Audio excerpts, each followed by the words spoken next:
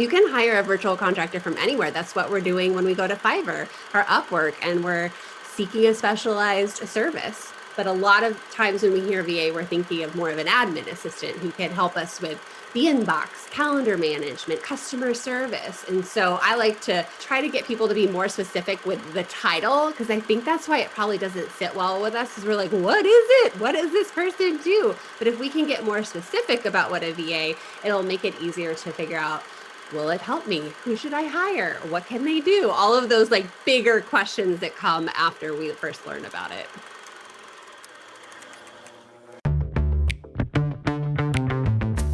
You're on a mission, and you just need more people to know about it. And whether you're brand new to marketing or a seasoned pro, we are all looking for answers to make marketing decisions with purpose. I'm Monica Pitts, a techie, crafty business owner, mom, and aerial dancer who solves communication challenges through technology.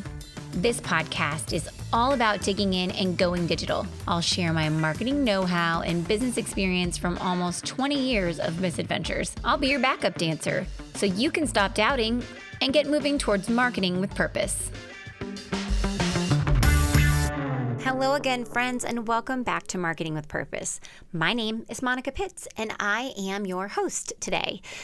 I'm pretty excited about this episode because I am always looking for amazing human beings to help me get things done. And the podcasts that I've been listening to and the blogs that I follow have been talking a lot about virtual assistants. And I was really interested in this idea because in my company, I've had a lot of interns, some part-time employees, and lots of full-time employees. But I just now started coming around and hiring contractors to help us with very specialized things like our social media and our online advertising. And I was wondering, are there more things that I should consider outsourcing to people who are maybe far better at them than I am, so that way I can stay focused on the things that are most important for me to do for my business? So then comes this idea of a virtual assistant. It sounds like virtual assistants are oftentimes the first hires that young or new entrepreneurs make in their business because they aren't a full-time employee and they are often experienced at the tasks that you're asking them to do. So they don't require an enormous amount of training to take on those tasks and run with them. Well, that seems like a pretty valuable person, right? But what does that even mean and how does it work? Haha, that's where our guest comes in today, my friends. I am so excited to introduce you to Emily Reagan. She's the founder of the Unicorn Digital Marketing Assistant School. Yeah, with like a name like that, I knew that I was going to want to be her friend from like the second I saw the business name. Like, whoa, that's so much fun. Unicorns. Okay. So she is a mom of four. She's an Air Force wife and a Jill of all trades when it comes to digital marketing and techie skills. She's worked behind the scenes as a digital marketing implementer and worked with all kinds of different creatives and furniture painters to help them grow their online businesses. She, in her digital marketing assistant school, the Unicorn one, yes, she teaches women the digital marketing skills to get hired online as an in-demand, highly sought-after unicorn digital marketing assistant. In this episode, she's going to help us understand things like how many hours a week you need to be able to offer before considering a virtual assistant. She's going to let us know what we can expect a marketing virtual assistant to be able to do, how much guidance they might need. Also, how do you communicate with one? How much would you usually pay for one? And even some tips to interview them and make sure that they're a good fit for you. So without further ado, I want to introduce you to this awesome unicorn, Emily Reagan. Let's get to business. Hello again, and welcome back to Marketing with Purpose. I am super pumped today because as everybody is trying to figure out how on earth they're going to get their marketing tasks done, there's this term that I keep hearing in like the universe, and it is a virtual assistant. And I don't really 100% know what that means. I think that they sound like these magical people that could make me get stuff done, but I don't really know. And so today I brought with me Emily Reagan of the Unicorn Digital Marketing Assistant School to tell us all about them and so we can understand. So, Emily, why don't you start by just introducing yourself and your school? Oh I want my to hear about goodness. it. The term VA threw me for a loop too. When I was first freelancing, my biggest client used to call me her VA. I was like, what is that? What is that? I thought Virginia, being a military spouse, Veterans Affairs, and there just wasn't a lot of knowledge about this role. And it also never felt right to me. And I'll talk about that in a little bit. But a VA, virtual assistant, is an independent contractor who comes in and helps you with your business. And it is an umbrella term, and it can be a freelancer more or less who just helps you with any aspect. And we are starting to get a little bit more synonymous with hiring overseas. Like a lot of VAs are known for being from the Philippines, but you can hire a virtual contractor from anywhere. It's you can hire a virtual contractor from anywhere. That's what we're doing when we go to Fiverr or Upwork and we're seeking a specialized service. So for years, I was doing the marketing side of things. I come from a journalism and PR background, and I kind of fell into that kind of work. I have never done admin myself. But a lot of times when we hear VA, we're thinking of more of an admin assistant who can help us with the inbox, calendar management, customer service. And so I like to kind of dump it on his head and flip the script a little bit and try to get people to be more specific with the title, because I think that's why it probably doesn't sit well with us, because we're like, what is it? What does this person do? But if we can get more specific about what a VA, it'll make it easier to figure out, will it help me? Who should I hire? What can they do? All of those like bigger questions that come after we first learn about it. So, how did you go from being in an agency to running this Unicorn Digital Marketing Assistant School? And by the way, like once I understood that that was your name, I was just like, I am so pumped about talking to this human because she has glitter on her email signature and there are unicorns. And I love it. Like you can tell I'm so funny. I'm to get there. Like sporty spice, right? I'm actually, but this is my brand. And it came from this moment of questioning, who am I and what do I do? And I was talking with my teammate, and I've always been booked out because I had this marketing skill set and was able to help my clients grow, nurture, and sell to their audience. I was not your regular VA. And so I had this funny little conversation. It's been years of figuring out my own messaging, right? And I told my teammate, Deb, well, I'm a unicorn. That's what I am. And then we're like, let's run with that. And it's so fun to see this term being used now because I'm like, oh, right, I'm doing it right. But when I say unicorn, I don't mean someone who just does everything. I don't mean a general assistant who's like doing everything in your business. I mean unicorn as in we all are smart women, and especially my audience, a lot of women. We are oftentimes overeducated, have lots of career experience. We have our own unique passion, hobbies, interest. And then when I can teach these freelancers how to do marketing skills that are relevant and up to date, they become someone's magical hire. It's like the total package. A unicorn is someone who's rare and hard to find. It's the true Webster's, what is it called? Definition. Sometimes not very good with words over here, but yeah, so that was really it. And that's why I started to call my marketing assistants unicorn digital marketing assistants, because I can actually trademark that. I couldn't trademark unicorn VA or anything generic. So the unicorn is really the essence of like you leaning into your superpower. So with me, I came with a background of PR. So one of the first things I was able to do was write press releases. And then it just kept building up and building up. And next thing I knew, I was completely booked out. I was telling you before we hit record, I went to Sue McLaren's, back then it was called Tribe Conference. And I didn't show up with I had no business cards. I had no website. I was not growing my audience. I wasn't doing any of the things that your podcast listeners know better to do.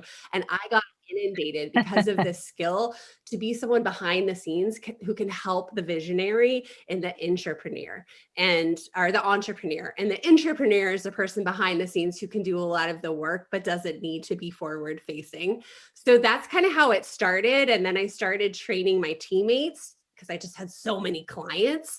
And then I'm like, ding, ding, ding, this is a no-brainer. I've already created the trainings. Why don't I just offer them to the world? Because I hit my max. You know what it's like to run an agency. It's hard. It's a lot of people management. I don't enjoy that.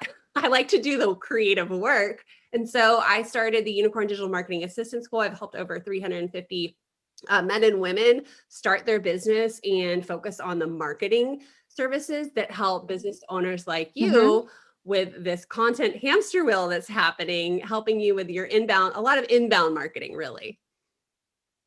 Yeah, I definitely. So just in the last 2 years, we were doing online marketing for people. We like as well as website design. We did digital ads, and we also did social media. We did some blog posts for people. And then when COVID hit, a lot of our people were like, I can't spend any more money. And then I was like, you know what, I really don't like doing this anyway. What if we just don't do it anymore? And then we kept some people still close, because they were, we felt like we loved them and we wanted them to have like someone take care of them. But then just about a month ago, we were like, no more of any of it. And I had already outsourced all of our ads to somebody, and then we outsourced our social media to another person. It's way Good. better. It's way better. Like it's like I never want to touch it again. I love that like our social media now, it's like I just upload stuff to the Slack channel and somebody takes it and puts it where it's supposed to go. And I'm like, good, because I can share my story. I just don't want to do it. And so anyway, this is my own personal testimony of it is so great to Yeah. be supported by human beings who do the things that you don't want to do. We It's have worth to. it. I mean, It logistically, as is. business owners, we have to. I mean, I love blogging. I love writing a good blog. I love formatting. I love dinking around on my website. But is that the best use of my time right now? No. Sometimes my brain might need it, but I need to get support in those Yeah. areas that really free up my time to do the bigger things, which are, do these visibility moments like this podcast with you, or work on the evergreen funnel that I'm trying to build, or the webinar that only I can do. Hmm. So it's really important that we get help. And here's Yeah. the thing, any successful person you see online is not doing it alone. It might look like they are Mm-mm. sometimes, but they are not. Somebody is helping them. And one of my best examples is this like 94-year-old woman named Batty Winkle. She's on Instagram and she is a baller. She's like, you would love her style. It's like bright pink. And she has somebody styling her, scheduling these posts, writing these posts. She's getting her naps in, but she looks like, you see Instagram and you're like, oh my gosh, she's on fire. She's not doing every little thing with Instagram. We already know it. And I think we all need to take a little like a lesson from Batty and hire out the things that are not in our genius and work Hmm. where we are in our genius zone. Yeah, and I do. So even in our own universe, like, and I have like I have employees, and I have since almost the beginning of my business, but I have to think about it like a dollar in, a dollar out, right? So if I can do this task and I can bill out $110 an hour, and I've got another person that I could pay $90 an hour even, but they do the task twice as fast, you have to Yeah. consider that. Like which makes more sense? Where should you be spending your time if it's going to, so it's funny because my husband and I sometimes think about our house the same way. We're like, well, I could take off work and I could go pick up the kids early, or I could, pay somebody to go pick up the kids like when they were really little. And so I'm like, well, I make more money than I pay the babysitter. And so I'm going to have her go pick up the kids and take them home and feed them a snack. And then they're happy when Yeah. I get I mean, home. I had this epiphany in my business. Good. I had a year my husband was deployed and I have 4 kids, and I don't know how I got through it, but I had hired a housekeeper to come in and help me. I had a big old house in South Florida, and I was amazed at that because she could come in and spend a day and clean the whole thing. And I would feel like not only like the stress relief, knowing that I didn't have something on my plate fully capable of doing it. It also lit my fire to declutter before she came in. And that's what having employees Mm-hmm. or VAs in your business, if you know they're going to be working on something, it gets your hiney moving to get them the deliverables they need to do their job because you don't want to waste their time. Yes. Okay. So let's talk about some of the things that these unicorn virtual assistants can actually do. And actually, my first question, though, is for people who are trying to qualify themselves. They're probably sitting over there and they're like, yeah, but I don't really know if I have enough Yeah. stuff to do to hire a virtual assistant. So, how many hours a week do you need to be able to offer to somebody before considering hiring Okay, a this virtual is assistant, such a in your loaded opinion? question because every single independent contractor sets their terms, their rates, and their hours with you. So Uh it's huh. really, what do you need? It's not what they need. And yeah, Mm-hmm. some VAs are at a higher level where they're going to be looking for higher chunks of time, right? And different kind of retainers. But here's Mm-hmm. the thing, one of my longtime running clients, when I first started helping her, it was 5 hours a month. That's it.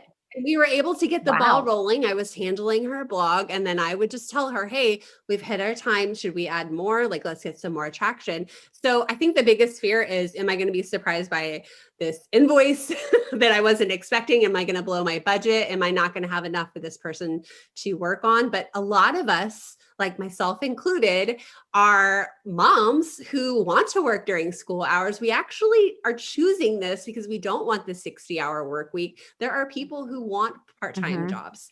That not everybody, not Yeah. every VA's dream is to go be an employee and get back to a 40-hour work week.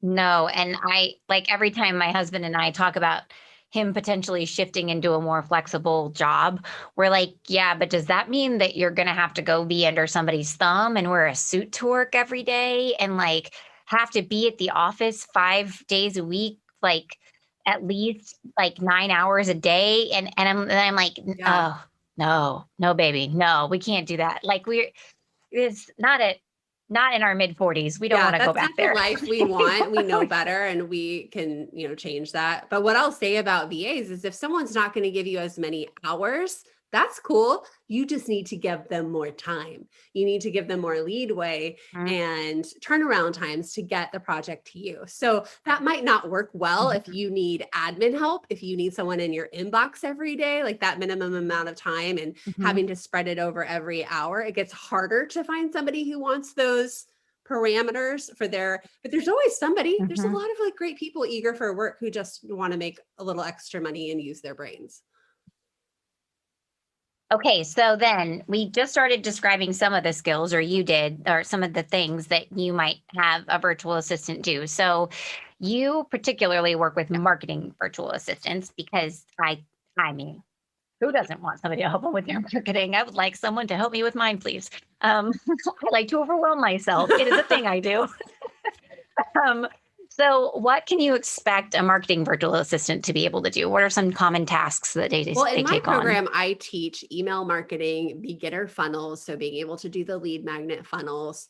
We teach SEO and content marketing as far as blogs and social media and affiliates. So I give them a solid baseline. And so it's important to ask questions because everyone's going to have a different like unicorn package of things that are in their wheelhouse and things that aren't. And I think that's the hardest thing, is you Hmm. don't really know unless you ask. But the marketing VA will Hmm. help you push your content out, and they'll be able to repurpose your content, and they'll be able to, as they get to know your business, start thinking strategically for you and coming up with ideas. And that's probably, it's just so helpful because when you're stuck in your own business, it's like you can't read the label from inside the bottle. It's so nice sometimes to have fresh eyes to pull it out. Somebody who follows it through, can set a content plan, keep you on schedule. Like one of the first things they take over is Hmm. that weekly nurture email to get you on schedule, and then Mm. also follow through Mm. to the reporting and tracking, which is really what makes my unicorn special. But any freelancer listening too, like, like you don't just send an invoice, you go over the work, you bring your insights, you bring the data points you see, and you help create strategy from that. And I think that's really important. It's not just like posting to post. And if you do get like a general admin VA and they say they do marketing, like make sure you're getting that extra like analytical service included. Absolutely. And I think that those of us who do run our marketing ourselves, that's the first Oh thing that yeah. goes. Like, is that analytical service. There are definitely times that I know that this email hit because I Yeah. get responses, right? You're like, what? People are emailing me. They emailed me back. Yes, winning. But that does not happen Yeah. like very often. And And so when it happens, it worked. And of course, at the end of a really big marketing campaign where you put a ton of energy into it or a ton of money into it, you're going to look at those details. But on the regular, I don't look every single week and be like, so how'd that email Yeah. open rate go? Or like, hey, how many listens did I have on that podcast? I don't do that. I do it every so often, but not like Yeah. you're describing here. So I could see that accountability would be really good. And it sounds like too, once they get to know your business, they really are like uh they're thinking with you and for you, like as a partner, not somebody that you're like Yeah, that's really my micromanaging. goal out of this because this is what I did for clients so well. And this is what made me so indispensable. And I think that it's easy to go to Fiverr, get somebody temporary to help you with something, but it's hard to find the teammate who's loyal, who's going to grow with you. And so, what I like to say is get Mhm. somebody who has that growth mindset. And then as your business gets more successful, you can help that person up level into a different role and start shedding some of even the lower level tasks, like just, some of the things that they're going to outgrow. They are going to outgrow it. Like nobody wants to Mhm. stay doing the same repetitive thing forever. And if you have that person, I heard, I think it was Rachel Hollis said that that's the soldier versus the general. A lot of people are looking for the general who can give the orders and just take more leadership because we can't do all the things in our business. But if you do have a soldier, recognize it. There's a time and place for that. Some people are happy like that. Though I think the hard thing is that Mhm. having these high expectations that your soldier is going to be a general. And I can't help myself talking in Mhm. military terms right now. It's okay. My husband's job is he does loans for veterans, and that's it. That's his whole job. So I come home every day to hear stories about the same types of stuff. Even though he didn't serve in Yeah. the military, that's his job. So he works with veterans every day, So and he it's doesn't good know fun. what VA So it means. He's sounds, going to think it's like the veteran thing. yeah. I mean, yeah, yes, but like maybe. I mean, he does have a wife who runs a small business, so maybe he knows. So question for you then. The way that you were just describing virtual assistants, you're saying that they can be Mhm. generals, but they can also be soldiers. They might start as soldiers and then they work their way up to being generals, which is that's Yeah, cool. I That's mean, I really see it cool. time and time again, and I think that's why so many people come to me for hiring because they want that brain. But you start adding in if you find somebody who's like organized, has project management experience, like that's a good or capabilities. Like they're thinking in terms of tracking deadlines. If they're able to start helping you manage things, like that's a good sign that you have a general. And then from there, that Yes. person could be what we call an online business manager. Maybe they're running more of the day-to-day Hmm. tasks or another term that's popular right now is integrator and director of operations. These all start, as you go Yeah. up the business ladder, it's like a higher Hmm. title. But yeah, that's what we're ultimately, hoping when we're solopreneurs and small business owners. Well, and you kind of work your way through the ranks as a small business owner to do those things too, because I was the person that did the work. And then I was the director of operations. And then eventually I was like, I'm not really fit to be the director of operations anymore. I mean, you have two kids and then your brain explodes and then somehow you can't think that way anymore. I don't know. And so then you have like people that come up after you and they can grow into those spots. And it sounds like a VA is just I don't want to depreciate it, but it's like almost a smaller Yeah. commitment employee. So you have, instead of having to offer a bajillion hours, you can have a person that comes in and helps you with specific tasks and Yeah. then they can move their way through. So, question, um what does like weekly communication look like in general? Like how do you advise people to interact with their VAs because, got to get tasks to I mean, do they just work through a software? Do you have a Yeah. meeting? Like what is it? This is kind of a funny topic because as independent contractors, you just don't want to misclassify someone as an employee, right? So one of the things you can Yeah. do is have a contract in place for sure, and don't give someone the whole bread Yeah. and butter of your business. Like have them have a specific role, have them send an invoice. And one of the tricky things with the Yeah. IRS is this whole meeting thing. Because technically, when you hire a contractor, you're hiring them for results and you're not supposed to micromanage. And if you start micromanaging, you get misclassified as an employee. So it's like you're hiring for results that you want, but it gets gray if you're hiring someone for hourly support, right? So, and you're going to have your Yeah. SOPs for that. So when it comes to meetings, I think it's good to have meetings. I think it's a huge mistake people make is they hire a VA, like never talk to them again and expect them to just like run to the sun with all the tasks and know exactly what to do. That happens way too much. You do need regular meetings, but I would just dance around that time and place. And you, like technically the contractor should be setting those, but just come up with a time that works with you. Make sure you're both honoring that. It's really good to have a 30, 60, 90 day with any new hire anyway, but make sure that Mm-hmm. you're not demanding they're at that meeting because technically the IRS would count you for that. Okay. So they need to be probably reaching out and doing Yeah. those meetings. And that's a really good differentiator too. I noticed like after you talking about those patterns, I'm like, wait, yeah, that's what my Yeah. contractors do. Like that's what the people that manage my social media and my ads and stuff, they Ownership. do that. They're Yeah. like, hey, how do you, they're like, we're going to meet, we're going to go over these results. And I'm like, okay, my employees, they don't ever go over the results with me. They just move on to the next thing. And so I'm like, Yeah. what?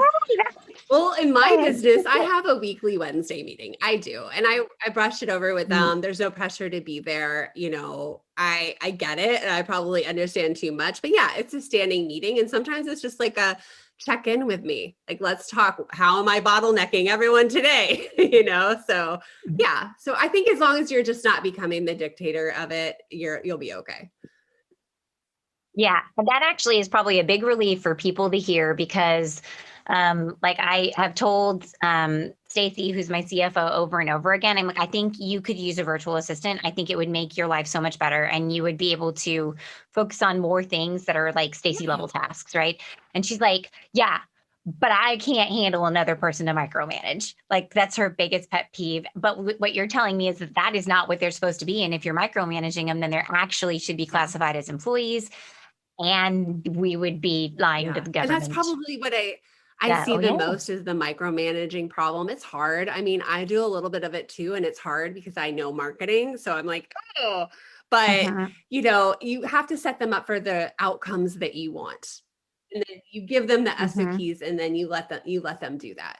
Right. And it's hard to let go. Like Mhm. delegation is a skill that we learn over time. We have to refine it. It's not easy. But if you're thinking in terms of like take the time to get organized and get it right now so that it pays off for your business in the future. And you had asked this question earlier about I can't even remember how you phrased it, but my answer was like design the business of the future. Like if you know you don't want to be doing social media forever, now would be a great time to take someone on small and get them used to their business and test it out. And don't wait for that burning fire. So many people come to us, submit their job, and they're like, we're launching in 2 days. And then I'm like, good luck. Like, it's too late. Like, you could get some webinar support or something, but no one's going to come in and like flip your business around. And like, do it before you're ready and do it small and safe. Yeah. Well, and like whenever I really hate a task and I'm like, this is demotivating to me. So I don't like anything repetitive, anything way too detail oriented. Not your girl. So when I'm thinking really, really hard about the task, what I'll do is I'll like open up a Google Doc and I start writing out instructions and making short videos and linking them in and taking screenshots because I'm like, this is the last time that I am doing this thing. And like, so in the back of my head, I'm like, I'm never doing this again. And I'm going to document the crap out of it so someone else will do it for me. And then, like, I think that my biggest moment of sadness is when I hand this glorious thing over to somebody and I train them and then they don't use it. And I'm like, it says right here that you had to check that box. And anyway, so that's like, use the Yeah. resources. It's so Good for important. you for doing Yeah. what you're describing is like setting up the SOPs for somebody to come in and repeat it and do it how you like it. Just Yeah. the key in hiring somebody because it's so hard to hire someone and then be like, oh God, now what do I do? What do I give them? It would be nice if you had the list. I feel like we should name it like the dirty six or something like the first things you don't want to do anymore. I don't know. And get that off your plate. It's actually going to feel so good. It's going to free up so much time, but you called it like when you manage your time and you create awareness about what is not in your wheelhouse, what are you shuffling Mhm. your feet on and dragging on and on, like those are the first things to get off your plate. I agree. Okay, so budget, I gotta know. Because that is a question. I see it even in Facebook groups. They're like, how much do you normally pay a VA? And I bet there's a range. There has to be a range, right? So like, can you give us an idea of a typical range so the people who are like, I can't afford this could be like, well, maybe I could. Or maybe they pencil it in and they're like, I will Yeah. afford this in 3 months or Yeah. whatever it is. Well, okay, I'll peel it all back. Let's start with overseas VAs. They could charge Okay. between $2 and $10 an hour. You will need to have, I know, and What? I have a slight ethical problem with and it's really confusing, but yet you don't want to blow up someone's economy with a bubble of like overpricing. So I don't know the answer on that. But a lot of people go overseas because they know, I mean, that's what companies do. We outsource. So you can save money. You Mm-hmm. can still find your general over there, but some of the pitfalls are like different time zone. English isn't a first language. So that I think that works well with things that are repetitive, or maybe you need it done overnight. So you wake up and it's done. You have a lot of options there. Mm-hmm. And then we see this like general admin VA level. I will see anywhere between $15 and $25 for a general admin VA. Mm-hmm.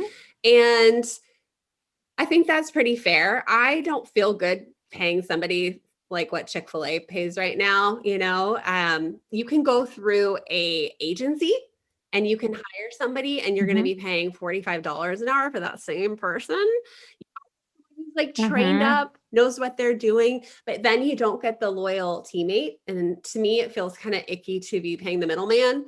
But sometimes that helps. If you're Mm-hmm. if you're in a fast start, if you're in a situation and you're like, I don't have time to waste, that can be a great resource. But long term, you're going to want to find the teammate, you're going to want to hire for that certain position. And then I teach my marketing Mm-hmm. assistants to start at $25 an hour just after they've been through all the Mm-hmm. training and all of the knowledge. Here's the thing, anytime you get closer to the sale, you can charge more, right? When marketing is bringing in traffic, Mm-hmm. traffic brings in sales. So when I see a $25 an hour VA or marketing VA, I know that they're newer, which there's nothing wrong with that, but Mm-hmm. just have that frame of reference. You don't want to have blind leading the blind. If you need someone with more experience, Yeah. just like think about that. And I'll see upwards to $50 an hour. And then you start to see copywriters. If you see a copywriter, anyone who can write, usually I tell them start at $50 an hour because that writing is like such a gift. And then it can go up from there. Mm-hmm. You start getting to OBM level. OBMs are above 50, 65, $75. Oh, What's that's an that online business OBM? manager that I mentioned. Oh yeah, Mhm. they're They the usually general. start out, a lot of them have Mm-hmm. started out as VAs. They just had a really knack for systems and processes and management. And Mm-hmm. like I said, the cream rises really quickly. So the OBM can come in that regard too. And did I leave out any other prices? I feel like I threw a lot at you. There's a lot. Tech tech No, VAs can be the same as marketing VAs, but one of the things I see is people get so stuck on I need this skill set, I need this tech stack, and only someone who's an expert at this, and this. And that just becomes so unrealistic because that tech expert in that one platform, if they're any good, they're like $300 an hour. So if you can get the person who's worked in sister programs, who has that growth mindset, you can still stay below $50 an hour and not panic. yeah. And I mean, friends, for real, like when you want to have good people that are really going to take care of you and think for you and do it for you, you have to be ready to pay them for it. And I always tell myself, like, if I had a person that did all the things that my contractors do for me, would I be paying them as much as I pay my contractors? And the answer is I would actually be paying them more because I value my full-time employees and I have benefits for them and, paid vacation and all these things. Well, that plus their base salary is going to be way more than I pay Yeah. these contractors to help me with my work. But I'm not afraid to pay someone Yeah. to do a good job. Like I hate paying people to do a bad job. That makes me Yeah. very sad. So I would much rather pay to do Well, a and good you job. really get it. Okay. Let me say So, one go thing ahead. about that. You really get it, but an independent contractor has a lot of extra expenses, and one thing that classifies them as a contractor is the fact that they do. So if you like provided them with a computer, that's like treating them like an employee. But they are, just keep this in mind, because I know people get stuck on that hourly rate, but like you said, you are saving so much money because you are not committing to the 40-hour a week person, or the part-time employee, and you can use them as you need. It's very flexible, right? And you don't have to worry about the benefits and Mm-hmm. all of the HR rules. But the independent contractor, Mm-hmm. they're paying a 15% self-employment tax. Like, they have all these extra expenses. So somebody who's at $20 an hour, there's a price perception there. And I'm going to question if this person is stupid, because they're doing it for nothing. Mm-hmm. I can't help but be like, why are you not confident? Are you not good? Why are you at this rate? People, the smart Yeah. people are moving on up, right? So you get what you pay for. I feel the same way about web developers and designers. Like, if there is a web developer who's like, I'll do your website for $50 an hour. I'm like, so you're gonna sell it, you're gonna bill it, you're gonna account service it, and you're gonna build it. And you're going to pay the rent, and you're going to pay for your internet, and you're going to pay for your health insurance, and you're going to put money away from retirement, all with $50 an hour. Like, what is going on here? Like, what are you getting? Like, it's not right. Like, it can't be right. And so I'm always like, whoa, I don't know that, like, whatever you get out of that person, it could be magical, but it might just be a turd. Like, I wish that you would just not spend that money and go spend it with somebody who may even be $100 an hour, but get the experience that you deserve and the website that you want out of it, because there's just so many more things that go into it than what we're thinking. Okay, so my last question for you for wrap up about virtual assistants is, like, how and where do you go to find them? Like, what place? No, there's a Where? whole secret underground network of us, because a lot of us are the entrepreneur behind the scenes. We are not playing on social, right? A lot of us are introverted. There's a secret network. So what you should do is first start with your friends. Ask if somebody has a really good OBM or a VA on their team. See, are they taking more clients, or do they know someone? Because chances are, like, that referral network to me is really strong, right? You can also ask people who are already following you and on your email list. Like, it does not hurt to try your own social media. What I will say is, have a system to collect this so you're not overwhelmed. It could take one person sharing your job and it could blow up, and you could be inundated with crappy job requests because you didn't, set it up right, right, and collect it. So that's a good thing. Post on your social, send it in an email. There's a good Facebook group with a lot of fellow business owners. You'll always see people asking there, name dropping there. There's a site for going overseas to the Philippines. You can check that out. And then there's a lot of sites. Mine is hireaunicorn.com. And what I do is take your top 3 tasks, so you don't have to overthink it, and write a job description. And I share it with my work group, which is my membership. But there's a couple other sites that, like hiremymom.com. There's, you can always go to Fiverr, Upwork. You can look on LinkedIn. You can use hashtag research. What I will say is, vet this person. If they say they can do social media graphics, look at their portfolio. Make sure they actually can, because so many people skip this step because they hate it so much, and they just hire the first person who comes their way. So take time and hire the right person. And call their references. And yeah, it's hard. Even when you do take the time to hire somebody the right way, it still doesn't mean they're going to be the right human. And that's like the worst feeling. But if you take your time and you really do think about it, it's so much easier. And if they do not have a portfolio and they say that they do graphic design, don't hire them. Yeah. They have to have at least examples of their work that they can send to you, because that is the noodles. Okay, so how can people get a hold of you? Let's say that there's somebody in the audience who is a virtual assistant. I actually have a couple of virtual assistants I know that are in my audience, because I hung out with them during my website planning workshops. And they might want to get trained up How do they do Yeah. that? If you're a VA and you're hanging out in admin land and you want to come join me in the marketing world, I have a course that teaches all of the things we talked about from affiliate marketing to email marketing. It's called the Unicorn Digital Marketing Assistance School. It's everything that I first trained my own team on, which it all started with SEO, but I flipped it. We start with Mhm. email marketing here. But yeah, come. I set up a self study. So for if you're a go getter, if you already have clients, if you don't need extra hand holding, that is a reduced price and it's at your own pace, which is beautiful. But I do live launches once a Mhm. year for the live cohort that has a few extra things. And I include some job ops over there, and that will be launching again in October. Yay. Okay. So now, friends, the virtual assistants are awesome and they can help fill in the gaps in your team and get you rolling even better. So tell us your domain name again, or however you want people to contact you and find Yeah, I you. hang out the most at Instagram right now. So you can find me at Emily Reagan PR. I still have the PR from when I had the agency and I just haven't changed it because everything has that right now. And the other Emily Reagan beat me to my domain name, but we could, one day I'll get it. So hang out on Instagram. That girl. I also have a podcast called Unicorns Unite where we talk about different marketing tactics. We talk to different freelancers. It's pretty fun over there. It's a small podcast, but it's very niche and specific.